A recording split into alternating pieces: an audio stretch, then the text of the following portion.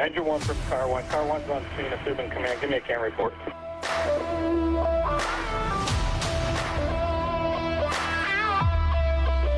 What's going on, everybody? This is Mike Goldstein, stickers of the C.A.N Report. Nozzle Tov, everybody. I have a fantastic guest. I am very excited about this one. It's Marc Aloan. He hails from South Carolina, and I'm excited to have him on the show. He has been doing a lot of great things in the fire service, and I got him on here. I'm just so pumped to talk to him about leadership, talk to him about just pretty much anything we can get in trouble with. So I'm proud to have you on here, Chief. Thank you so much for being on the show. Yeah, man. Thank you for having me. Absolutely. My pleasure indeed.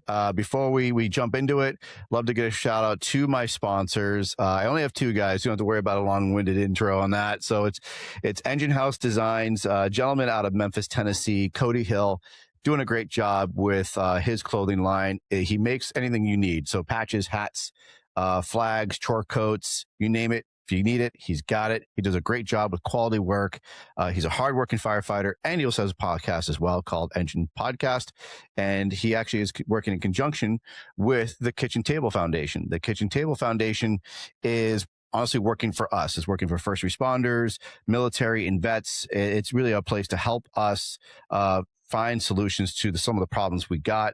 It was kind of just developed from the kitchen table, and they just ran with it. So it's for mental health. It's to find services for us, so we have a place to go and help us be more prepared for the world. So Engine House Designs is making their gear, making their hats, their flags, and everything like that. So thank you to Engine House Designs, Igniting the Pride, and the Kitchen Table Foundation.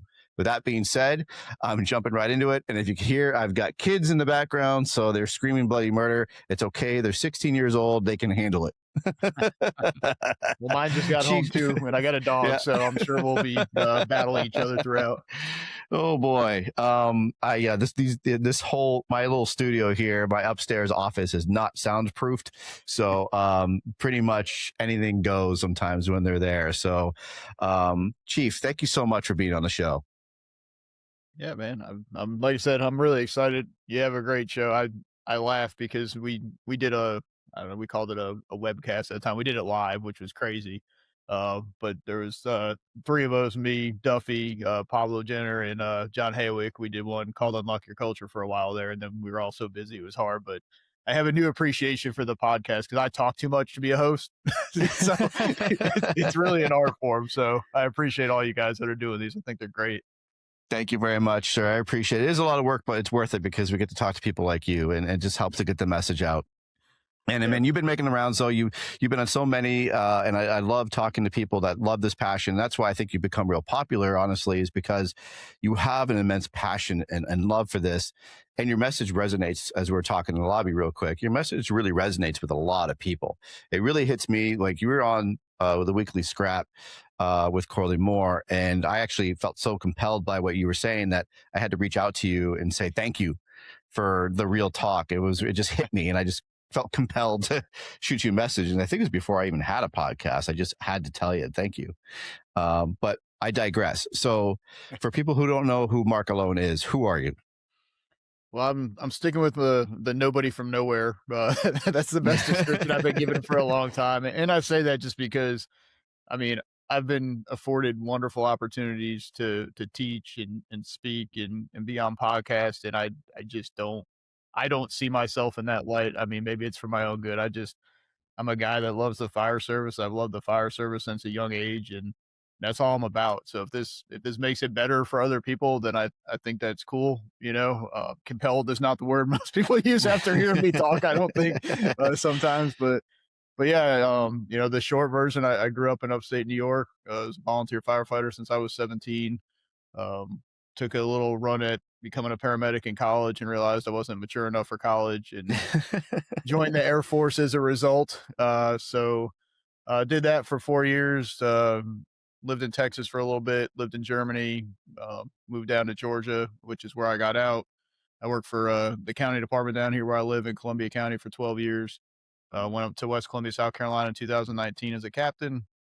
Made battalion chief while I was there, and that's where it stands right now. So somewhere along the way, I started doing some writing, thanks to Jared Sergi and Ben Martin, who kind of were my catalyst with that. Very similar to what you said, right? I was reading their stuff, very compelled, and made some great friendships out of it, and found this whole other side of the fire service, which was conferences and outside training and writing and magazines, just things I never even really thought were on the radar. And like I said, I've just been very fortunate to have some great mentors.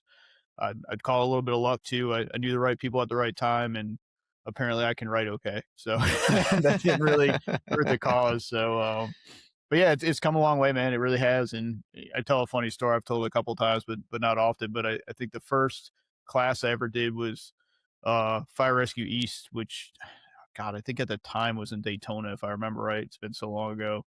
But I had Ben and Jared there. They were at this conference too. It's the first time I ever did a conference class and actually yawned in the middle of my own presentation because it's like my nervous tick. So I'm in the middle of teaching this class and I'm yawning at my own information. So hopefully I don't yawn too much on the podcast, but it's been a journey to say the least. It's the power of editing. I'm just gonna get this lighting up a little bit more here, and we're just gonna get this lighting here. There we go. Speaking of the power of editing, we'll cut that out. Yeah, right. I was starting to look dark. I was like, holy crap, I can't even see myself. I like to look ominous sometimes, but like that was just a little too much. Right. So with that, we were talking earlier, you're from the Northeast originally, and you fortunately moved down south, which I'm very jealous because I tell my wife all the time, I can't stand the winters here anymore. I need to move down south. And I was listening to your recent podcast on the hazard class, and you were talking about how you lateraled down south and the transitioning of things. And it made me think about it because I lateraled to my department that I'm on now. Mm-hmm. And you talked about just literally how to go through that. Like some people can do it and some people can't. And, you know, about how it goes. And for people who are ever curious, for you, laterally transferring from the Northeast to the South, right? Because that's what you did, right? Yeah, more or less. So I had my certs up north when I was a volunteer. My first career gig was actually down here in Georgia. But it was a process to get, you know, my certifications to transfer because for whatever reason in, you know, the 2000s, we still can't agree that a firefighter is a firefighter is a firefighter. You know, and I get it, you know, I understand it because having a little more experience now with hiring process and stuff, you know, and this is not a knock on anybody, but I mean, if you're in a very small town as a volunteer running 100 calls a year, that's not being in a city that's running 1,000 calls a year. It's a different thing. So while the foundational skills are the same, there's a lot of details there. So, but yeah, I was able to use, luckily New York is just, they go ham with hours. So all my certifications had more than enough hours, but I had to prove that the training I received was equivalent. And even when I moved from Georgia to South Carolina, it's the same thing. You had to get equivalency. South Carolina has traditionally been an IFSAC state. Georgia was a pro board state. And so you have that going on. So that can be a little bit of a headache, I think, is, you know, and there's a lot of guys too. I've learned this through hiring processes where a lot of departments don't give you those national level certifications, so they don't inform you that you can get them. And I'm not saying they're trying to trap you, but they kind of are. And, you know, you may have all this training, but unfortunately, when you try to go to another department, you know, Mark's fire department's training night doesn't count as acceptable equivalency training. So, you know, I tell everybody now, if just the way the fire service has got, it's not like when you and I came up in it, most people aren't staying anywhere for 20, 25 years anymore. And we could probably get into more of that later. It's a variety of reasons on both sides, but I remember vividly when I first got my EMT down here and had my national registry, I had a lot of older guys saying, oh, you know, don't worry about that BS. Don't keep it. You know, it's all these hours and all this money and you're never going to use that. Well, fast forward 12 years in, I'm going across the state line. Thank God I had that card because that's what my state, South Carolina, uses for your EMT research. You just show them your national registry card and that's your research. Yeah. So I would encourage anybody that's starting out or anybody that's thinking about possibly moving somewhere to really start focusing on, you know, what certs do you have and do they come with a pro board? And I'm not trying to knock your department, but I wouldn't ask your department. I would call your state fire academy because that's usually where all this stuff is tied back to.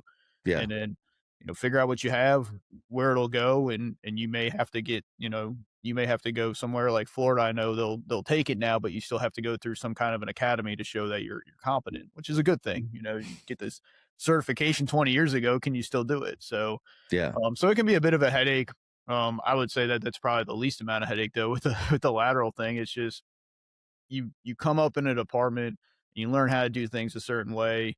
You have a certain level of knowledge, and you have your experiences that are in your district with your buildings, your people, your equipment, and that's just not apples to apples when you go somewhere else. There's just every department's got its quirks. It's different, and I think people take it too lightly what it's like to go from a department. And I've seen it. I've had people in and out of every department I worked for, but when you get to that lateral level, the challenge really becomes for most people is that when you've been doing this for 5, 10, 15 years somewhere, I'm sorry, you don't come into my fire department with that street cred because we don't know you.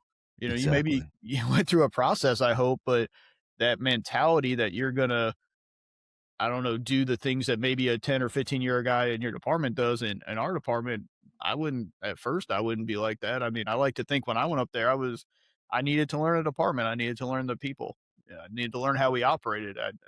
To I watch people that sit around. I watch people that think they know this or know that, and your knowledge is valuable. Don't get me wrong. That's why somebody is hiring you from the outside. You're filling a gap that they don't have, and is few or is short of the tenure that we have anymore.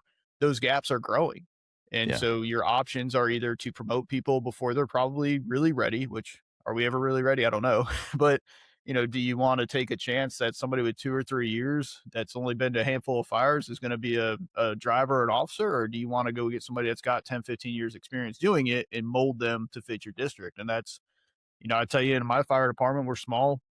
We don't have a great success rate with lateral hires over the long Hmm. run. We get some value out of them. They fill a gap for sure. But as far as them staying for a long time, it's I think it's less than 30% if I remember last time. Why is that?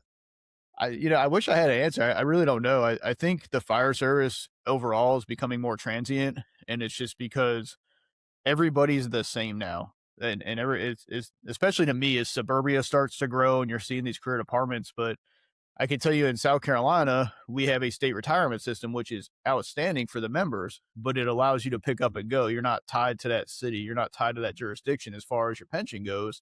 So when your department has the same pension system I have, what am I losing, right? Maybe I Yeah. got to start in the back seat for a few years, but if I'm qualified, I'll move up the ranks. Um, but something I've been kind of hung up on lately is I think we've overinvested in recruiting and we haven't invested enough in retention.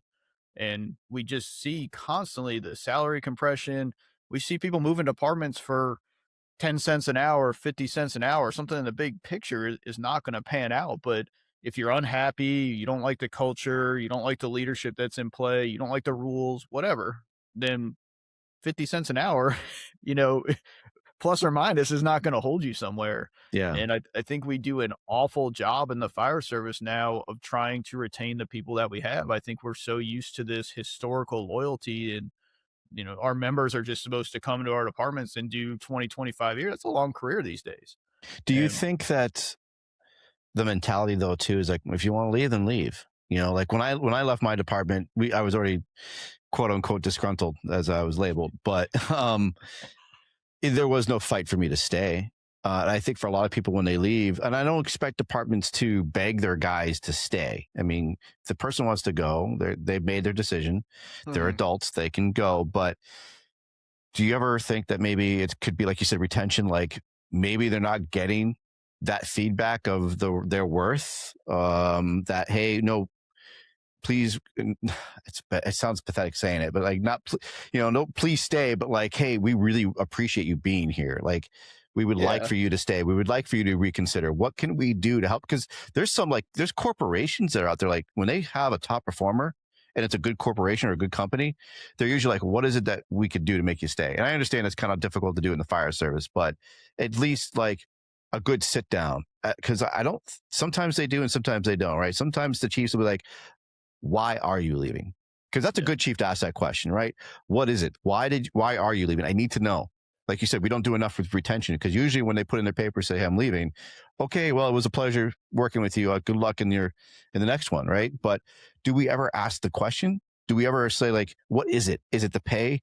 Is it you're not liking the call volume or less than call volume? Are you not liking that you're on the ambulance? Like, because some places do the exit interviews, but those we all Mhm. know those go nowhere. right? They're filed and they're stuffed into a bin somewhere, and nobody pulls those out. The chief might get them, but he's too busy to look at them. Do you think that they're not doing enough of that?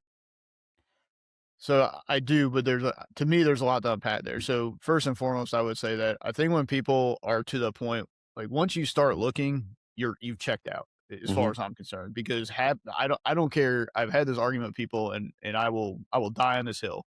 Happy employees do not look for other employment, with the exception of their spouse is moving, they're moving home to take care of their parents, they're moving to be closer to a child, like, except for family life circumstances, happy employees are not looking at the department down the road.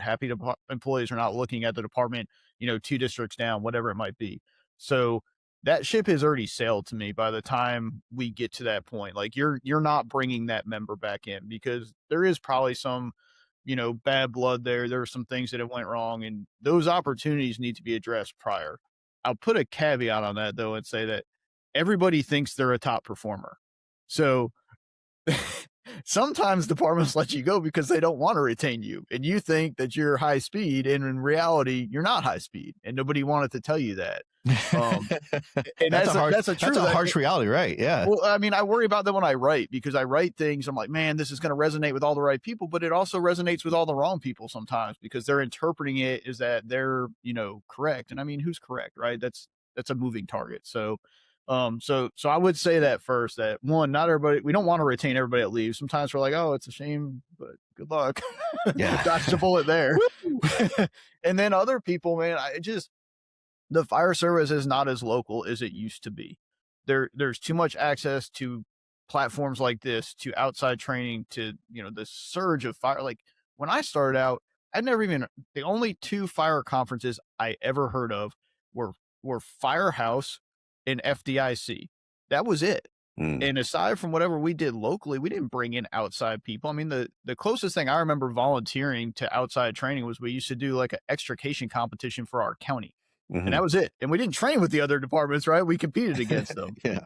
But we just didn't have the access to information. And, I started in 2001. The internet was still pretty new at that time. Social media was still, AOL for a bunch of people. Just, what do you say? That's American Online, but everybody, that's American Online. Everybody, It's a dial up. Yeah, your computer used to make some high screech noise, and you got to talk to people. But oh man, we just lost half the audience. But no, I don't think it's as local anymore. So it's very tempting to be drawn to the department down the road. And I think unfortunately though as well, you're tempted by the part that they put out there, and nobody's putting their dirty laundry. Well, most places are not putting their dirty laundry out on the internet. And it's easy to paint your department in a picture that you want to, and then you bring people in and it's not what that picture was. So that's another part of it. So if I'm not happy in my own department for whatever reason, and then I see, oh, well, District 5 down the road, I go down there and it looks great. And then I get there and I don't fit in there either. And then I'm like, oh, well, I'll go to this department. So at some point, maybe it's me. At some point, maybe our expectations are flawed because of the explosion we've had of everybody who knows everything on the internet. And this is why I'm very self-conscious about doing things like this sometimes, or writing things, because I am by no means an expert in fire department culture and fire department leadership. I just have experiences, and I'm fortunately, from what I understand from other people, I'm fairly talented at understanding these things. And so I go down these roads. But back to the original point though, I think that the retention starts on day 1 to me. That's where we blow it. We put these people on probation. It's all hands on deck. We're all bought into you. And the minute you clear probation, we throw you in the corner a lot of the time until a promotional opportunity is coming. And all of a sudden we're trying to figure out why you're not prepared. And people need more encouragement along the way. They need opportunities. Sometimes they need opportunities they don't know that they need. They need to be sent to a class for exposure. That's one great thing I can say about my fire department is we have a lot of young guys, and we send them all over the place. Hey, you're going to this conference. Hey, you're going to this class. Hey, you want to get this cert? And we send them. And, it's kind of a double-edged sword, because we're making them very, very marketable to go somewhere else if they wanted to. Right. But you can't think like that. You have to think about, we're making very marketable for our citizens. We're making you a higher performer for our citizens, for the other guys here. And my experience with firemen is real firemen want to be around high-speed guys. They don't want to be around guys that aren't into the job. So that's where the retention starts to me. The other side of it, and again, I don't make the budget. I'm not talking to city council about it, but the salary compression is our worst enemy.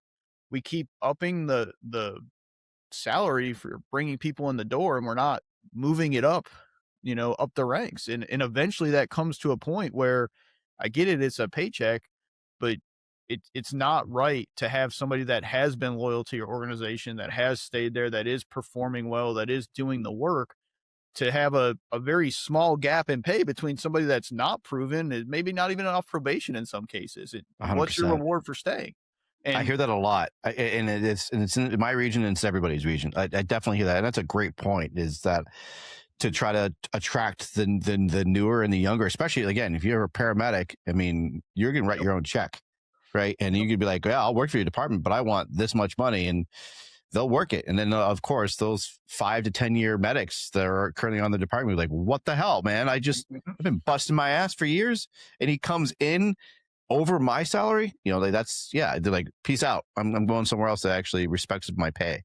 Yep. And like you brought up, you can negotiate. When you you come negotiate. from the outside, you get to negotiate. And I don't, like I said, I'm sure there's an answer. I don't have it offhand, but those are the little things to me that get you, like where you said, where you are becoming disgruntled. And maybe you're not disgruntled at the whole fire department. Maybe you're not even disgruntled at the people you work with. Maybe you're just pissed off that you feel like you've been loyal to an organization, and all they've done is give you your yearly raise or whatever. But everybody that comes in behind you is starting out 5, 10, 15% higher than you as the years go on. And it's not keeping pace.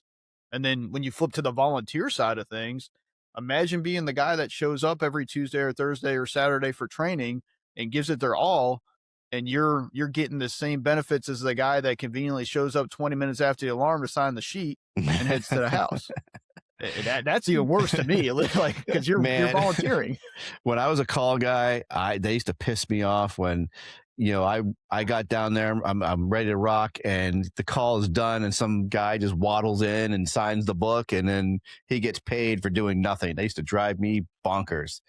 And actually, there's a podcast out there, the Volley podcast, with Kevin Hughes and some other, and they talked about that, about like cheating the system. They're saying how it's illegal that you're actually falsifying documents of signing a law that you didn't do anything with. But like for my previous department, you had a window. So if that call was still in play, if you will, even though it winded down, if they didn't say command terminated, you could slide in and sign that log, and you got paid for that hour. So people would do that. They literally would like, oh, okay, good. And then they sign it and they go, I'm out. But I mean, is that any more fraudulent than the career guys that show up, don't even put their gear on the rig and sit in a recliner till the bell goes off and then kind of figure it out, don't do anything? I mean, people are going to steal from the system. I'll tell you this. When I was a volunteer, and even more so when I was a younger fireman, I didn't really notice stuff like that. And sometimes I think we kind of taint our young guys too, because we draw it. And again, they have access to more information than we ever had, but I didn't care who came afterwards. My goal as a volunteer firefighter was to make the first truck out. That's all I wanted to do. I wanted to get to the firehouse soon enough where I would be on the first due rig. I didn't care what it was, where we were going, what truck we were taking. Like, that was it. I didn't care who came after. I was like, look at these idiots. They missed the call. And they're like, look at that idiot. He ran the call, and it's the same thing. But yeah, it's the same thing as your fire department, depending, everybody's got bad assignments and slow stations, and some people thrive for that. And other people, they want to go to the busy house. They want to run the calls. And, that's also part of retention, is put people in the right places. I see so many places where it's like, we try to prove a point. We try to put the high performer, the go-getter at a slow house to prove a point, to clip their wings. We try to motivate unmotivated people by putting them at dream assignments, running these calls they have no business or running, they don't want to run. And to me, everybody has to work somewhere. So I'm going to play the odds. I'm going to stack my busy houses. My go-getters are going there. And then I'm going to backfill from there. And is that to say that, Mrs. Smith on this end of the district deserves a different service than this one? No, but you have to play the numbers at some point, right? So, but I think chemistry wise too, I think you get better performance when you put like-minded people together. Yeah. And we've all been a victim in our career of having a great crew that got broke up to say, oh, well, the three of you are really motivated, so we're going to send you to these 3 different stations so you can spread your motivation to the unmotivated. It's not a real thing. It's You know, not. you don't get chemistry that way. You get chemistry is like any great recipe. It's not putting to people who are all the same together. It's putting people who have different talents, different abilities, but have a similar mindset together. That's where that chemistry comes from. So, you know, all those things added up together hits the retention piece for me. But I don't feel like we sit down and talk about stuff like this as a fire service. We say, how do we attract new talent? What do we pay people to get them in the door? And then we kind of say, oh, how do we keep them? Well, you know, if we can't keep them, we'll just pay this much more. We'll just do this, or we'll give this benefit. You know, we'll hand out leather helmets at the volunteer fire department. Like, I'm sorry, I don't want people coming to my fire department that are coming for some gimmick. I want people coming to my fire department because of what my fire department is, because what we offer, because of the Yeah. people that are there. Well, again, I think like for that, again, it goes back to when they're trying to bang their heads against the wall, trying to get more people through the door, trying to keep the ones they have. I still don't think they're asking the questions. Yeah. I really, they're looking for the answers, but they're not asking questions. Nope. And I think that's what it is. They're constantly looking for the new way to recruit, but they're not asking the questions, how do we recruit and how do we keep the ones that we have? And I think we need to ask more questions and look for answers. And I don't. Yeah, no, you're right. And I think part of this, I touched on this on another podcast I just did too, but where the disconnect starts to form is that as you move up the ladder, it just becomes very easy to assume that the way that you did things, the way the fire service was to get you to where you are is the way. And unfortunately, every year we get in seniority is a year we're further away from the next guy coming in the door. My needs are not the same as a 18-year-old kid that's coming on the job today. They have different needs. They have a different life. I'm telling you right now, I watched my guys the other day. This is a new thing. They are all about taking the iPad out on med calls and starting a PCR in the street, which is extremely efficient. I can't do that. I have to sit at a desktop computer to do anything. I'm the because same I'm a way. dinosaur. I I'm can't the same do way. it. We're Yeah, sitting in the ambulance and someone's like, "Oh, do you want to drive or do you want to do your report?" I'm like, "I'm going to do my report back at the station. I can't do this while you're driving. I'm going to get sick." I need a keyboard. That's my thing. Yeah. Like I could do it on a laptop, I guess, but I'm just more comfortable coming back to the station, calm environment. And I mean, I worked in ambulance for a long time. Don't get me wrong. I could type a PCR in the back of the truck with the best of it, but just the tablet thing is not a thing for me. But they love it, right? They're really efficient at it. That's what they know. That's what they've come up with. So, what do I say? Is a leader in my organization? Oh, you guys are stupid. You shouldn't do that. You know, you're going to make mistakes. You should do it at the station. No, dude. Look, are you doing what you're supposed to do? Fine. But it goes to the questions too. If the people asking the questions are asking the wrong questions, it just makes the problem even worse. And I'm just in the mindset, man. If you just, for as much time and effort as we put into all these processes and finding people and recruiting people, stop finding good people and not letting them be good. Just let them run. I mean, most people are inherently motivated once they get here. I mean, even if they weren't when they came, but it's when we put all these rules and we ask all these weird questions and we try to pull the leash on them for things that quite honestly just don't freaking matter. That's where you start that decline, where people all of a sudden, that's where that disgruntled sits in. Oh man, you know, I can't do anything right around here. Or, you know, I'll give you an engine analogy because I love the engine stuff. If you want to pull the hose on your left shoulder as a nozzleman instead of the right, like I prefer and have done my entire career, it is now my job as your company officer to learn how to back you up with a left-sided pull. It's not my job to teach you a right-sided pull. I can show you that. I can try to tell you why I think it's better. But if that's what you're comfortable with, it's incumbent on me to adjust. And we keep forcing everybody to adjust to us to a fault. Now, there's things that you can't be flexible on, but for the most part, it's little minor details that we're turning into mountains a lot of the time, and it just turns people off. No, I love that. And honestly, that's perfect too. Like it is that micromanaging aspect that people don't like. And like Scott Thompson says, just let firefighters be firefighters. Yes. And, you know, let them do their jobs. What we hired them to do, like you said before, especially for lateral, they hired you for that experience and that knowledge that you've already gained. They're going to teach you their way, but we also want you to be able to be competent without me having to tell you how to do every little thing. And it was a learning curve for me when I went to my department that I'm on now, because it came from a very micromanaged department.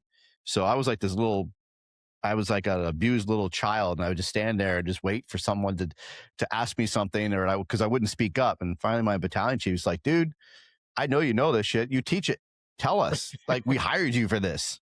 And I just felt so uncomfortable at first because I didn't want to speak out of turn Yeah. because I was so used to not being able to speak out up like that. And it took a while. So for I speak freely about that, is that the lateral part of it for people who came from a department where you were very beaten down or micromanaged, and then you go to a department that's actually like yours, and like, hey, we want you to do these things. Mhm. It's difficult to pull that out of somebody because then you're like, they got that potential.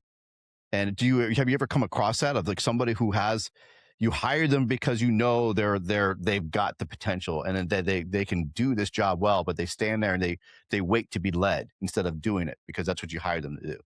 Yeah, I think that all goes back to the culture of the department, because I would say too that the lateral thing is still very counterculture in the fire. The fire service is steeped in working your way up from the bottom and paying your time and doing the right things and following the right career path. And then here comes Mark, inserted 10 years and 3 levels above what he should be, for his time here. And that's why I say it's so difficult to navigate, because you just don't have that street credit with your people. And you have to have an equal amount of humility and expertise at the same time, which is just a very odd scale to try to run. But I know when I was new, I didn't know the area, right? I didn't know the people. So I really had to lean on my people hard, but I had to do it in a way to where I was still, the company officer. I was still the boss, even though I'm asking my driver, like, hey man, I don't know what to do here. But it had to be in a way where I was genuinely asking, because I wanted to improve things and I wanted to do things right. But also when a decision was made, I had to make the decision. And sometimes that bit me in the ass and sometimes it didn't. It's just like any other job you learn. And I kind of laugh at it because in every other industry, people move jobs frequently. Like electricians move to other electric companies, and there's not this big, courting period where we decide if you fit into our electrical journey or not. We just say, hey, you're an electrician, cool, go wire up this house, But when we in the fire service, we're like, oh well, we know you've survived for 15 years, but have you survived here? It's just this weird thing. So was I that think that's difficult part of it. for you for coming in? Like, you haven't what was the buy-in process from that? Like, did they respect you, or did you, it wasn't right? Because respect isn't just, all right. Yeah, no, I don't know. You'd have to ask them, I guess, right? That's a hard thing. I mean, just Yeah. lateraling as a firefighter, but if you're coming in now as an officer, and they don't know you, because that happened with me. That this guy came in as an officer of my previous department, and I was told, you have to respect him. I'm like, but why? Yeah, He doesn't, right? He doesn't know anything, and he didn't. And it wasn't like to shit on him, but he didn't. He didn't know my area. He didn't know my trucks. He didn't know how to pump. He didn't know any of this. And I literally had to be the navigator. I had to be the tour guide of the show and show him everything. And but show me as an officer, I also need to see what you're capable of, because yeah. if you want me to respect you as an officer, I got to trust you. So did Mhm. you have any of that? I had a pretty easy path. At least that's my version of it. I was put with some really good people.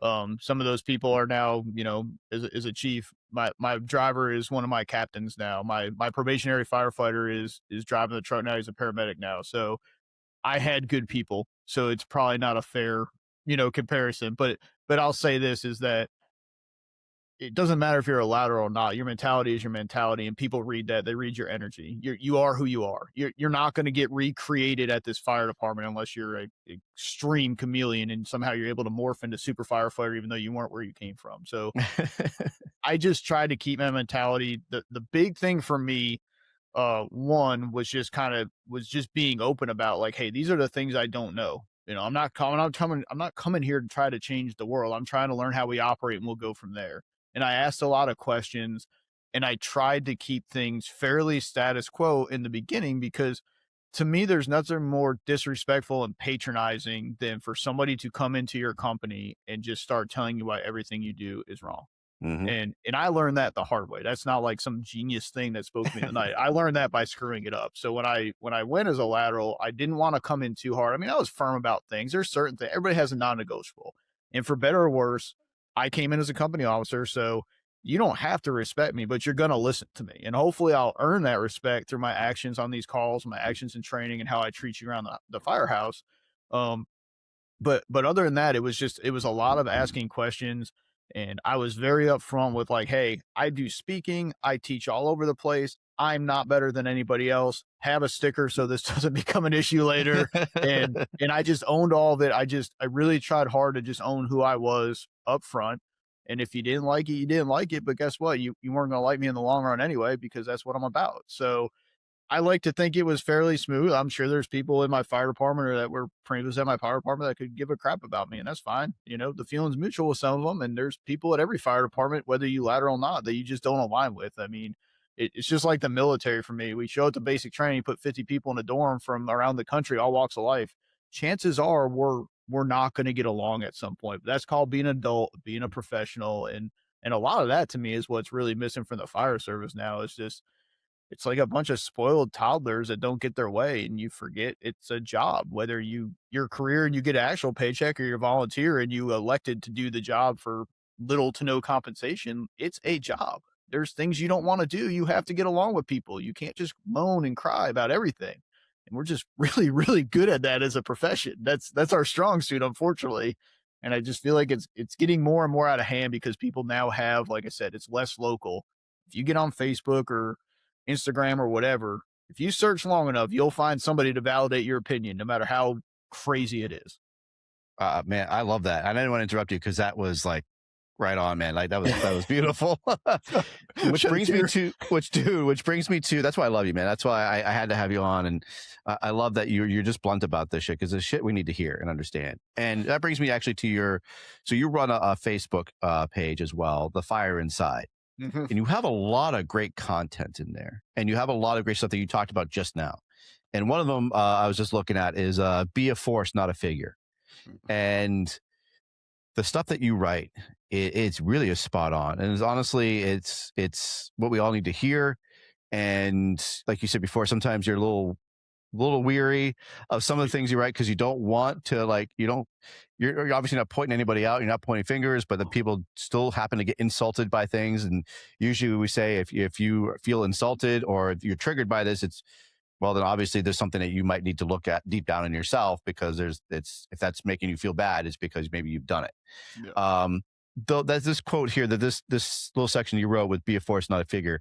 Where did that come from? I mean, I do have to name names or anything like that. I don't know what, but it was such a prominent post that you made. And if anybody's curious, go to the Fire Inside Facebook page. He has Marc has a lot of great content on there, and literally just writing obviously his inner thoughts, and it's just on the screen. And I feel like you write like I do. Like I just all of a sudden something will, I'll see something, I'll hear something, and I just immediately get inspired, whether it's negative or positive, and I got to write it. And you do a lot of that. So I'm sorry, I kind of went off on a tangent, but be a force, not a figure. Where'd that come from?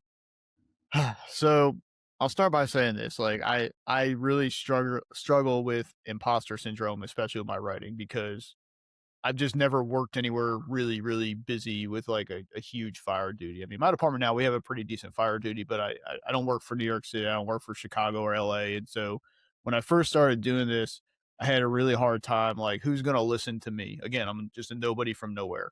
But what I learned through my journeys and my writing and meeting all these people and all these opportunities is that that's most of the fire service. Most of the fire service does not work in a large metro. And to be honest, the guys that work in a large metro, they have all these same problems, but they're so big, they're not looking outside to fix their problems. They're all internal. So, I don't want to throw that as a blanket statement. Somebody from New York City just cussed me like, right? But no, so I preface it with that, is that a lot of the stuff is the majority of my writing is stuff I'm battling with inside. And it's funny because you write it and you put it out there, and surely somebody I've worked with somewhere, oh, he's talking about me. Man, you're not that important to me if we didn't get along, right? Like, I'm not thinking about you to write something about you. Have I done it in the past? Yeah, there's times, like you said, something comes up. The particular post, though, be a force, not a figure. I went through, I don't know, probably about 4 or 5 years ago. I saw the bigger fire service as far as the circuit and the writing.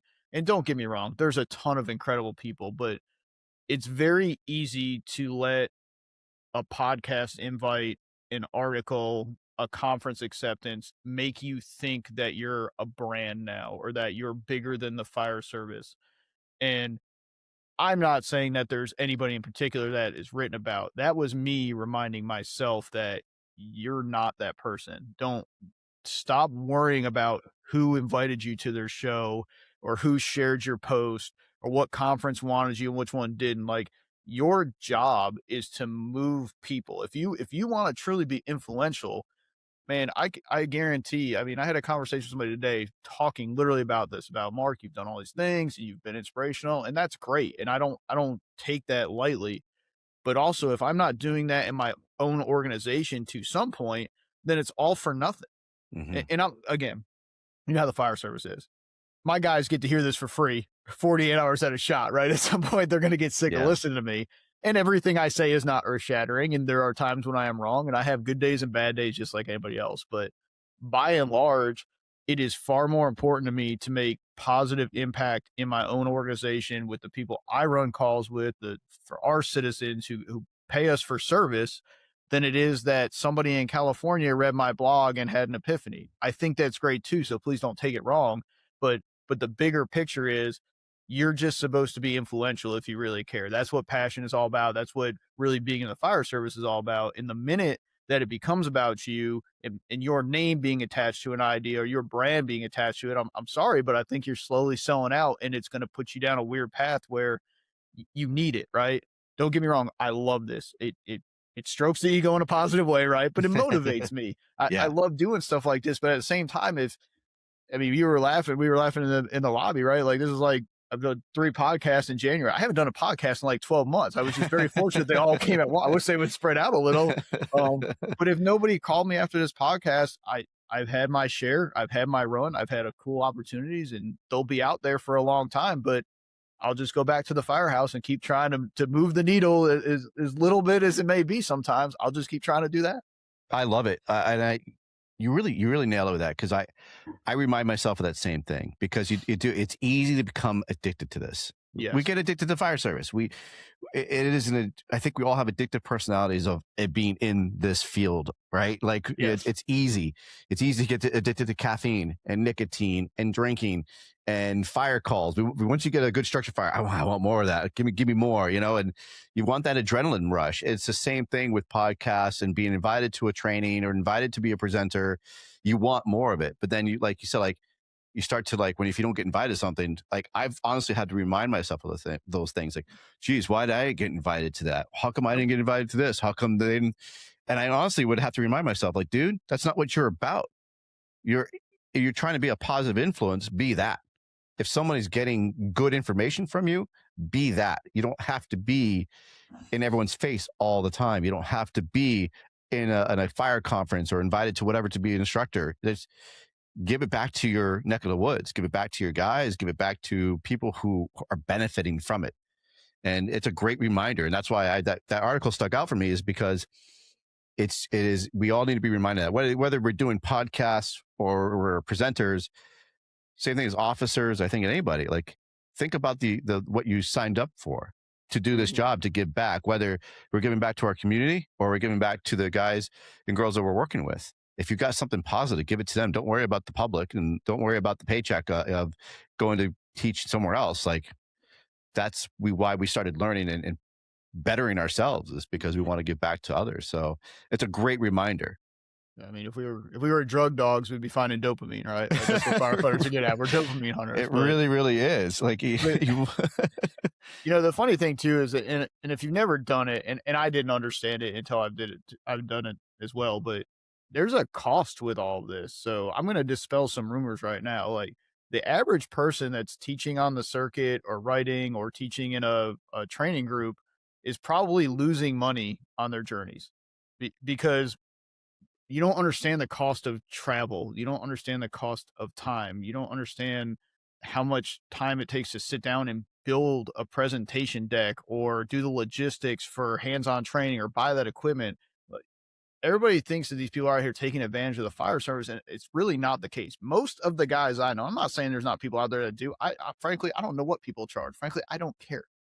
I know what I charge, It's not much. My wife knows what I charge. She'll be here to tell you that we've adopted how many firefighters across the country through training. But it's not what people think, especially the people that are in it for the right reason. And to sit there and say that if you think that my message is good enough to bring you an apartment, that I'm not deserving of some compensation for it, that's crazy. I just don't get that hang up. Now I agree you could probably overcharge. This is the worst topic for me, is talking about compensation for teaching stuff, because I'm so uncomfortable with it, because I don't know what's fair and what's not. How do you put a price on what, somebody being so influential in changing your career? I use Aaron Fields as an example, right? Invaluable to my career. Class changed my career. What price do you put on that if this is what you're into? Yeah. So there's that aspect of it for sure. But then there's also another price of, I feel bad for some of these super high profile guys, because I'm I'm kind of popular enough where when my name comes up, somebody knows it, but they couldn't pick me out of a lineup, which is right where I love to live. Because, you go to the bar, you go to a restaurant, or you go to whatever the social is after some of these conferences, and some of these poor guys are just trying to hang with their friends or hang with their families. And I get it. But you got these young firefighters just so ate up. Oh my gosh, that's so and so, and that's so and so. They want to talk to you, want to be around you. It's such a compliment. But at the same time, I just want to have dinner with my family, and it's just weird to me that there's this celebrity status that kind of exists in this side of the fire service. It's just kind of bizarre. It is kind of bizarre. And I feel like sometimes I have to rewrite my request when I'm reaching out to guests, because I'll put, I'm a huge fan. And I feel weird saying that, because I'm like, how do I rephrase that without sounding like I'm talking to my favorite rock star, right? Like, I'm a huge fan, but like, no, I'm like, well, you're very influential to me, and I really want to have you on here. Does that sound better? Like, it sounds weird, right? Saying I'm a huge fan of somebody, and exactly what you're talking about. I've seen it like at FDIC last year. I saw it happen firsthand, and to a person, and he was just like so exhausted, because all he wanted to do was literally just sit and enjoy a moment and have a drink, and just everyone just kept bothering, and he's just like, one person was like kind of drunk and wasn't getting the hint, and he was this close, but he refrained, and I gave him all the credit in the world, because I could see that it was getting difficult. But you're right, like, there's times like you did sign up for this, you creating that good culture that people want to come up to you and say thank you, but also at the same time you're like, can I just have a moment? I just literally just want to have a bite of food, or I just want to be here with my family. And just make your own circle, right? It's funny.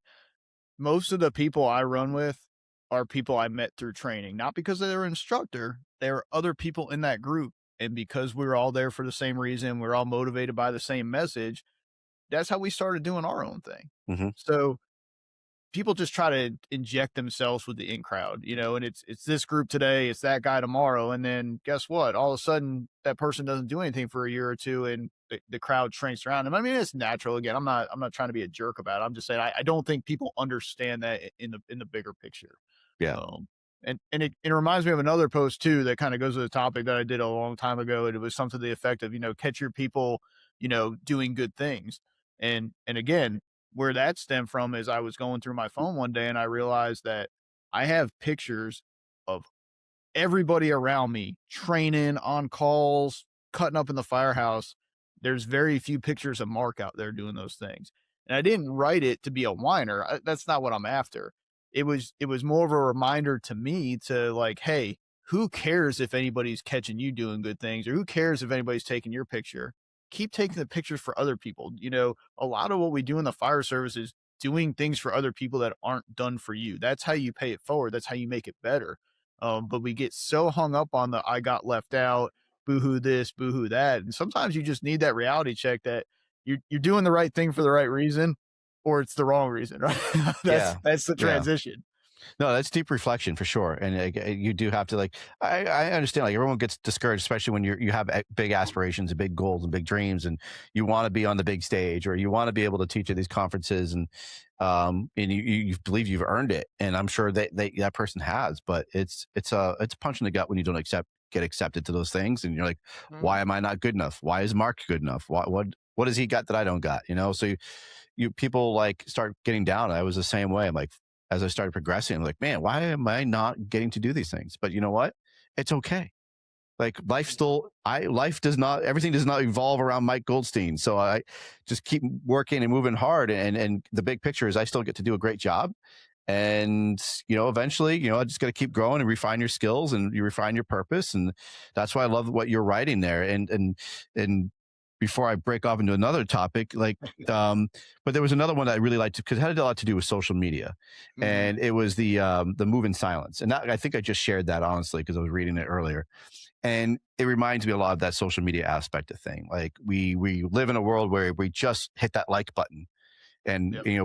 we're begging for like the dopamine drop, right? Like we're waiting for that because it makes us feel good, and then that's all we strive for is the likes and the algorithms and all that crap. But like we're losing focus on what we're supposed to be doing, and that's to be firefighters or EMS or whatever else you choosing to be. But we do hyper focus on getting that share and getting that like. And is that why you wrote that? Yeah, and I mean, let's be honest, everybody wants to be liked. Mm-hmm. Let's not beat around the bush. All these guys talk a big game. I don't give a shit if anybody likes me. Everybody wants to be liked. Yeah, You come to grips with not being liked at some point for whatever reason, it's but harsh. It's harsh when people, because yeah, I don't like being disliked. nobody does. But we're quick to dislike others. So, We are. We're very quick at that. but I sum it up like this: if I go to a training event or a conference, or I run into you somewhere, there's a bunch of firefighters. I'm not asking you what class did you teach. I'm not asking you, oh, what platform are you on? I'm asking you, hey, I'm Mark. I work here. Where do you work? What kind of fire duty you have? How many stations do you have? I'm curious about your job because at the end of the day, it's all about the job. It's not about the other part of it. So there are people all over this country that have no idea who I am. Thank God. Right? It's not for everybody, but do you think that I am the first person in the fire service to have the light bulb that leads to some of the stuff I write about or the stuff I teach? Absolutely not. Mm, Some people are not comfortable in that spotlight. I'll be honest with you. I'm not that comfortable in the spotlight, which seems crazy, right? I don't mind doing these. I can get up in front of a room with a purpose. If I'm there to teach, I don't mind it. It takes me a little bit to warm up. But if we go out to the bar or restaurant afterwards, I'm the dude that's in the corner. Like, if you introduce me, I'll talk to them, but otherwise, they're a stranger. And I'm yeah. not talking to them because my mom raised me better than that, right? Uh, but I mean, it's just there's people that don't have social media. There's people that don't go to conferences and they're still moving the needle within their own organizations, with their own regions, their own states, whatever it may be. You don't have to have a presence. And I think we think now, and trust me, it's easier. I mean, if I got off social media tomorrow, I wouldn't know about half the conference. That's where society gets its news now. You're kind of behind the eight ball if you want to get out there and do things. But I know a lot of extremely influential people in my career, people that have mentored me, that mentor me to this day, that don't run a Facebook page. They don't teach at conferences. That makes them no better or no worse than anybody else. Right. It's just not their thing. So who gives a shit? Hmm. Honestly, like that's what it comes down to. And that's why I say it all goes back to what are you doing within your sphere of influence to make things better? If that leads you to this or a conference, then more power to you. But that's not everybody's path. It's like the hands-on stuff. Most of the people that really make the hands-on stuff gold are not the main figure. It's the guys behind the scenes that are pulling you off to the side with the technique, that are doing the build outs 2 days before, staying up till 2 o'clock in the morning that you never see. You never know anything about it. They're out there. I didn't realize that till I started doing hands-on stuff. It's a thing. So again, I'm a big proponent of I don't care if you remember my name. But if the message speaks to you and you think it makes you better, just remember the message. And that's it. That's all I care about. It really is. And people are, oh, you're so full of crap. I'm not. I promise you. My last name is crazy anyway. Half the people can't pronounce it. So it doesn't matter. You're not, it's going to be the wrong person anyway. That's awesome. And you're so right though. And there's a gentleman on my fire department, and we went to FDI when we went to FDIC last year, and he's so far removed from social media, and I loved it. It actually was great because as I got there with my other coworker, and we're pointing out all the people, I'm like, oh my God, there's Kyle Romigas. Oh my God, there's Chief Rhodes. Oh my God, there's this person. Hey, there's Duffy. Like, and we're all fanboying out. And this other guy, he doesn't give a shit about any of that. He was hyper focused. Like, I want to take electric vehicles. I want to learn more about that.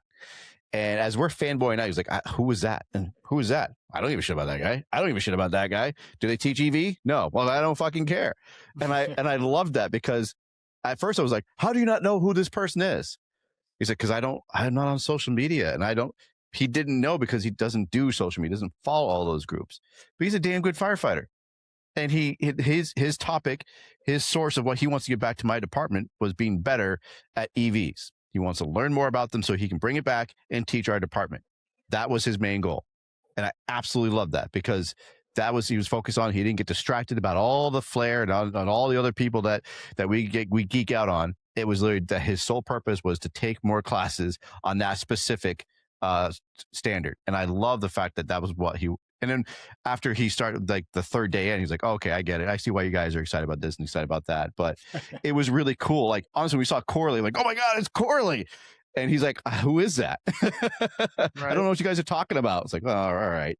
But it was just really cool to have that different side of it, because we all forget like the whole point of why we're doing this. And it's, again, for people like you and people like the other people I just named, they're the same way. You're the same way. Like, I'm going to go because I want to learn. I want to teach. So either I'm teaching or I'm there to be taught.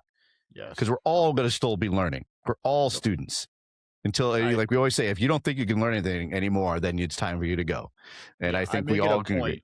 I'm going to classes when I go to these things. Now, some of this stuff, I will say, like, I don't go to some classes as much as I used to, because it is tiring. It does get exhausting. And a lot of the time, it's the 1 or 2 times a year I get to see some of my closest friends that don't live near me. Yeah. But I try to get into something every day, whether it's to support somebody else that's teaching, or it's to learn something. I mean, I want to hang out with your guy you just talked about, because EVs are such a huge blind spot for most of us. Like, I want his knowledge. Like, I don't care if he knows who I am or not. Like, teach me, right? I want all this knowledge you gained while I was over here catching up with this guy or that guy. But yeah, I think it's such an important message too for the younger guys that are starting out, because there is a lot of younger guys that are getting in, especially the podcasting has become a big thing. And I think it's really cool, because the podcast now is what social media was for us with the blogs and stuff. People don't know how to read anymore. They read 4 words like, they black out or something. But I think it's really important that when you start doing this stuff, that you continue to go into classes, you continue to learn for yourself, you take advantage of the opportunity is a way for you to learn more. That's still to this day, the biggest thing I get about being picked up for a conference is I get to go to the conference for free. That's it. And as somebody that worked somewhere where I had to take vacation time for a long time to do it, I had to pay my own way to stuff, like, that's invaluable. Unless you work, our guys are spoiled where I work. We send them all over the place. We pay them money. We pay their travel. Like, I didn't have that coming up. So I just think it's important to realize that you have this huge opportunity when you're selected for these things to go be around people that are like you and better than you and have more knowledge than you. So go soak it in, because that can go away tomorrow, and it's just undervalued. Absolutely. I couldn't agree more. And speaking of classes, you are actually going to be going out and teaching. Well, you already are, but coming up, you've got the Key City Fire Conference in March. Yes. Yep. And you're going to be teaching there. What is it that you're going to be bringing to the table there? So I'm doing my short-staffed company officer class, which is kind of evolved into more of a short staffing class. And we'll talk about being an officer in it as well, just because I started it and I realized just how widespread it really is. And a lot of the time, the drivers and the firefighters involved are getting the same message, because we're having to do all these extra jobs. And I mean, how often do you see people that, they have 3-man staffing or 2-man staffing? It's just a different ballgame. I mean, I'm still meeting people in these classes from all over the country, and I'm like, okay, raise your hand if you have this many people on your rig. And then, okay. And we get, I don't know, usually 3, 4, 5 hands that are by themselves on these rigs still, whether it's through cross staffing or they're in a combination department or just don't have it. And so the premise of the class is essentially, how do you hit these leadership mandates that we're so hot and heavy on right now with all this professional development we keep throwing down the rabbit hole? And in my experience, and I'm not saying it's everybody's, but in my experience, the officer development is trying to push us away from hands-on skills in our crews to exist over here in the corner is the boss, and you can't be good with your people, and you can't cut up, and you can't have fun, and you shouldn't be doing this, and you shouldn't be touching that. Okay, well, when it's me and one other person on the rig, what would you suggest that I do? So, the whole premise of the class is saying, hey, this is what your fire department's going to ask out of you as a company officer. That's not going away. So how can we meet those benchmarks and demands while still keeping up on our skills, still supporting the one or two other people on the rig with us? How can you lead a crew in a fire when you still got to be the control man, or you got to be the OV, or whatever it might be for you, or you're out there running incident command? We forget that a lot of the time. The first two officer becomes the IC when the battalion or the fire chief is not right behind them. And now you're trusting the brand new firefighter to either go with another crew or with your driver. Like, that's very scary to me as a boss. Yeah. So we hit on that, and the big part of the class is really the importance of preparation. It's really about, you know, setting up your rig, knowing what tools you have and why. Why do you run this hose low versus this one? There's right answers, there's wrong answers, and there's a Minuteman, and I'll leave it at that because that's what I'm passionate about. But then furthermore is, when we train is training with the personnel that you have, and what are some innovative ways to kind of analyze your training and pick it apart a little bit. But also prepping your people for the fact that you might not be right there with them as a company officer. And that's the other side, is that what do we tell the new firefighters? So don't worry, you're going to go to a company and the company officer will be there to hold your hand. And man, this is not ladder 49. Your Yeah. company officer on the average suburban fire company is at the door asking if you need line, and you are by yourself on your first fire pushing that hallway. And Yeah. hopefully, like the video I shared on my personal social media today, I don't even know where this is from, but I loved it. It's a company officer. He's got a kid. They got a well-involved fire, and he's saying, hey, you open that nozzle till I tell you to shut it off. And he sends him, and he's pulling hose, and hey, why'd you shut it off? Turn it on, and that's where we live these days for most people. I love it. So, and then you're doing that at Key City, which is March 18th. And the guest list is fantastic. There's a lot of great instructors, a lot of great presenters.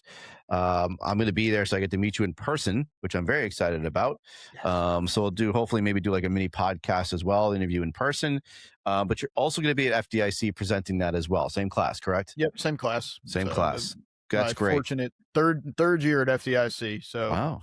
for the panel listening, year 4 would be a very nice early Christmas present. I'm that guy, man. Like, I still have it. Like, I live on the edge of my seat. Like, am I going to be back next year? I have trouble enjoying the moment because I enjoy FDIC is just such an experience. And I never experienced it till I taught. I never went. My first year, I went, and I can't remember. Yeah, my first year I had surgery to have my foot that year. So I'm on this friggin' scooter.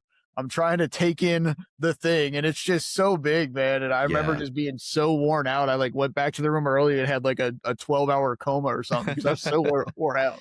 It is. It's I almost equate it with like Vegas. If you spend a week in Vegas, that's a week too Yes. long, right? Like you can't do a week-long trip in Vegas. Yeah. And like with FDIC, it is so much to do that it is just the walking alone is going to wear you out. There's a lot of steps that you put in.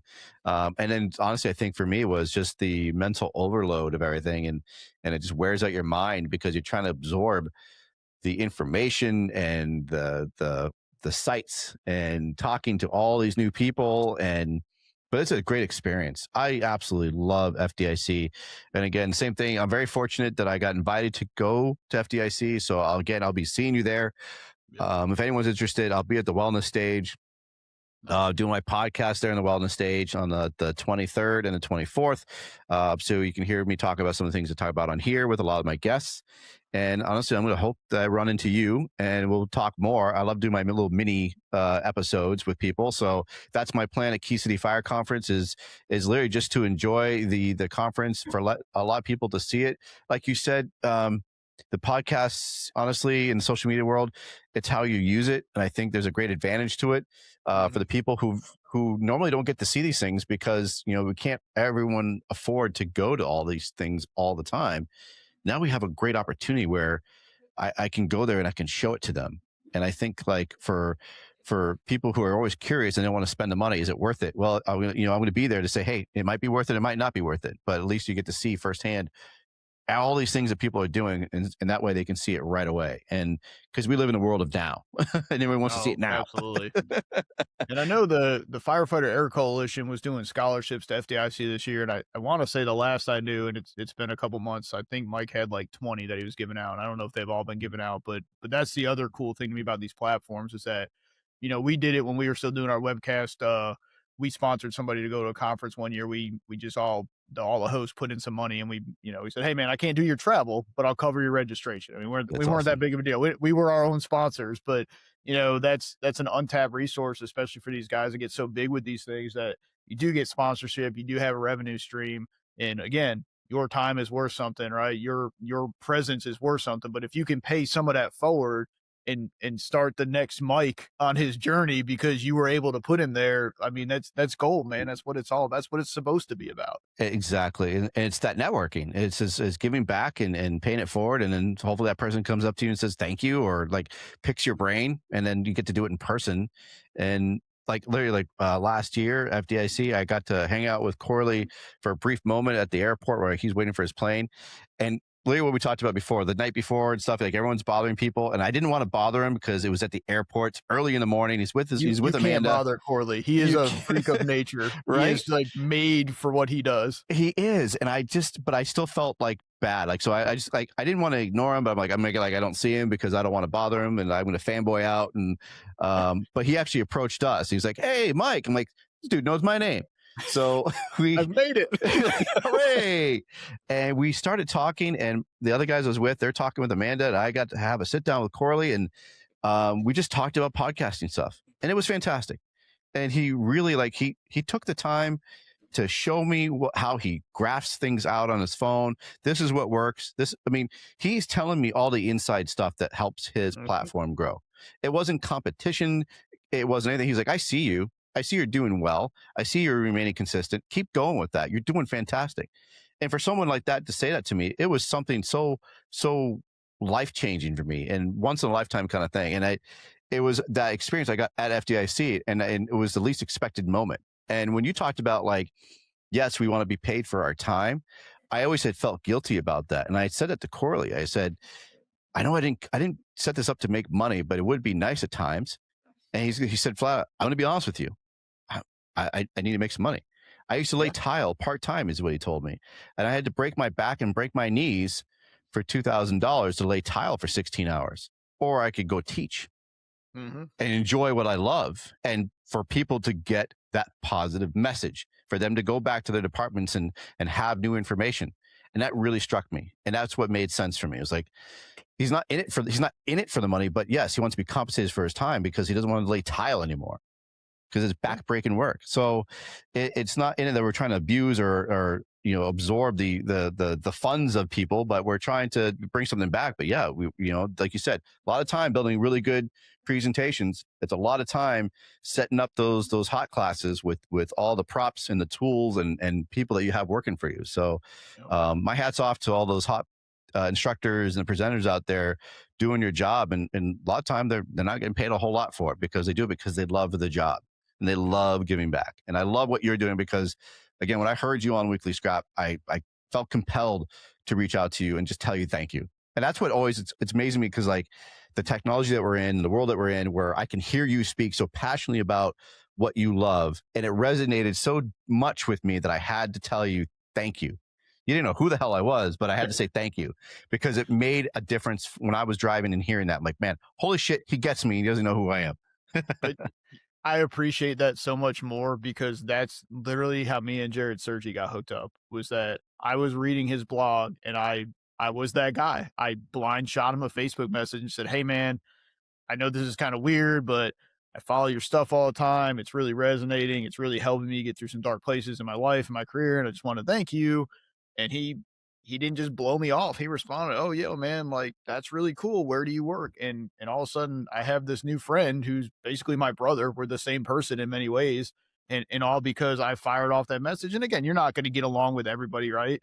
Yeah. But it just shows you that that's all it takes sometimes. And a little kindness goes a long way. And just acknowledging people goes a long way. And you never know who the next person's going to be. I mean, it's funny, like you said, Corley's telling you how to grow your podcast. And I look at it this way. I'm not in competition with anybody. Like I'm in competition with the job. Hmm. That's all I'm trying to do. And somebody like Corley, like it's kind of like when people internally in your organization, they don't want to train somebody because, oh, they're going to promote past me or take my job. Like that's a you thing, man. Like Yeah. people can listen to your podcast and the scrap and they can coexist. It's not like somebody's gonna be like, oh man, we're out of here. We're going to the C.A.N Report, screw the scrap. Like it's not going to happen. Yeah, So exactly. And I don't get it. but we're all competitive personalities. I think the fire service, we're competitive. And I think you had made another post about that, about the competition and challenges. So And crazy. We're on the and same team, man. yeah, Like same team. And I love that. And that's why I not to blow smoke up your ass, but you're listening to the floor. You have your ear to the floor. And that's man. what I get from that. And that's, I could tell you care because of what you write and how you say it, because it's not coming from a chief level. It's honestly coming from the floor level. And that's what I get from your writing. And I appreciate it immensely. And I appreciate you agreeing to be on this platform. And it helps a lot. And I hope that more people can understand the rhyme and reasons between people's writings and what they get influenced by. And that's honestly why I started writing, is because I just felt so heavily influenced about what I see in the world. And like you said, like there's people out there who don't like each other, and that's fine. And like you said, like just be nice to each other. And the fact that you were nice enough to respond back to me and didn't make, you didn't act like you didn't have time for me. It just took one nice reply back. Thank you, man. I really appreciate it. And we had like a 3-minute conversation back to back, and it ended, and it was great. But I was talking to somebody, just quick tangent. I was talking to somebody about like the social media and what we do as firefighters, where, we're an instructor and we're teaching classes, but then all of a sudden we turn around and be shits to each other. Like we want to be nice when we're getting paid, but then when we turn around and get on our social media platforms, and all of a sudden we're shitty to each other. Like you said, we're so quick to dislike somebody or what their methods are, their teachings are, but then we're going to turn around and be, we might try to be nice when we're getting paid, but then we turn around and we're dicks again. So it's important for people to understand, like, if you're in those positions, you should be cognizant of your actions and your attitude and what you're saying to people on these social platforms, or what you're saying, like your comments. Or if you don't like something on social media and you make a shitty comment, and you're somebody who's traveling around, has a lot of influence, you've just influenced that whole thread. Yeah, so they might have liked it, right? I don't comment at all anymore. I learned, it's funny, if you go back and read my writing, like from the beginning, and again, I was in a different place. I mean, I've been doing this almost 10 years now. I think it's 10 years this year, which is wild to me. I was a lieutenant when I started. I'm a battalion chief now. My scope, or whatever you want to call it, has changed so much. The message is the same, right? But the perspective is different. But I had a realization probably about halfway through this. What you just said hit me, is that like I do have some influence now, and I can't just run off at the mouth. There's a time and a place for it, but my writing changed, and it's funny because the less, I don't know, I don't want to say rogue, but the less abrasive I became, the more centered I became, the more, trying to bring everybody to the middle I became. I got a lot less likes and shares on the post, but I got way more opportunities to do things in real life. So it's like the right people are reading it and responding to it because it makes sense. But if you're just, anybody can write something crazy and get a rise out of people, and it'll go viral like that. It doesn't mean it's good. It just means, like, the more brash you are, the more you try to piss people off, the more closed-minded you are, the more that post is going to fly. And unfortunately, it doesn't help anybody. I would much rather have something that somebody doesn't want to share, probably because they're scared, right? Because like, oh my God, they're going to think I'm an idiot. Yeah. But it's resonating, it's talking, they're spreading it. So that's one thing I have noticed with my writing. I also don't write as frequently anymore because I had to realize that, like, one, I have other responsibilities now that have to take priority, but two, I've learned to digest things a little bit. Early on, if I was wronged in the moment or I felt something in the moment, I just started typing. I mean, there was a point, man, I went every single day for like a year and a half or something crazy. I wrote my wife on it, be like, look, this is crazy. You're not getting paid for this, and it's dominating your day. But what I realized is that now I just kind of write things down on a sticky note or on my phone, and then I kind of revisit them in a few months. And if it's still poking at me, like, yeah, run with this, then I write about it. And if it doesn't, it's just, You were being a child in the moment. You got really pissed off. You wrote something on your phone instead of the internet. And now maybe one day your career will still move forward because you didn't write that now, because you can get away with that when you're a firefighter. But when you start entering these upper ranks where you're responsible for people, people don't look past that stuff. And trust me, I have been called in plenty of times to ask about, why did you write this? What is it directed at? You know, not just by chiefs, but like by other officers, by other firefighters. And, you know, there's definitely a weight with your influence at some point. And like you said, when your platform gets bigger, you want to get on one of these things with a fire gone bad that somebody had the balls to put on the internet, and you want to start raking them over the calls. Man, call them up and talk to them about it. Don't write it on the internet. Yeah, it just really does, because like you said, you get that more of that clout and that more of that influence, and you can control, like I said, you can control that whole thread. It can either be people just shitting all over that one person, or maybe they actually all thought it was good. And if you didn't like it, and if you say Marc Aloan, that's a shit fire, they did a shit job, all of a sudden you just change that whole narrative. Yep, and everyone's gonna be like, you're right, that was crappy, you suck. And it's just gonna keep going down that horrible spiral. And that's not just the place to do it. Like you said, reach out to them, like, hey, I'm confused by that fire. Why would you do this? Why would you do that? You could have a personal conversation instead of having everybody chime in with their own opinions. And then, like, there's so much ugliness in this world, and I keep seeing it now more on social media more often than not. And it's so unfortunate, and it's coming from people that shouldn't. They have the ability to control that narrative. And if we're going to wear our badge, or we're going to wear our uniform, or if we're going to go around teaching all over the place and call ourselves, you know, good people, and we care about the brotherhood, well, we should be doing it all the time then, not just when it's convenient. So that's my little soapbox. And the brotherhood's not dead either. It's very alive and well. And I absolutely love it. I've been seeing it come back. But I still think we just need those gentle reminders that we need to still treat each other with respect, and, you know, exude passion and integrity and support for one another. And I was texting somebody, and it hit me. I'm like, integrity over algorithms, right? Yeah, like, right. It's all an algorithm. It's all an algorithm. Like, have integrity. Like, you don't have to constantly be posting just to have your algorithms click up. Like you said, like, I took a break because I didn't need to do this all the time. I got other things I got to worry about. Yep. But that was my soapbox. I'll throw this challenge then, right? The next time you want to comment on somebody's bad fire, you got to post a video of your last fire first, because one of two things is going to happen. Either you're going to realize you're not squared away, or you're going to realize that your organization doesn't allow you to. So they're already ahead of you because they put their stuff on the internet. So the next time you want to, and again, trust me, there are some rough fire videos on the internet. I can't get to a place where I would watch that video on my own. And again, most of my journey started because of a helmet cam, because I realized I was not as good as I thought. But I can't see how somebody watches this fire and then posts it on the internet and tries to defend it. Like, I really can't. But again, if I'm going to talk trash, then I should have to post a video of my last fire to show you how much better I am than you are, because I guarantee you it's not much better. Right? People in glass houses, right? Always, man. Always.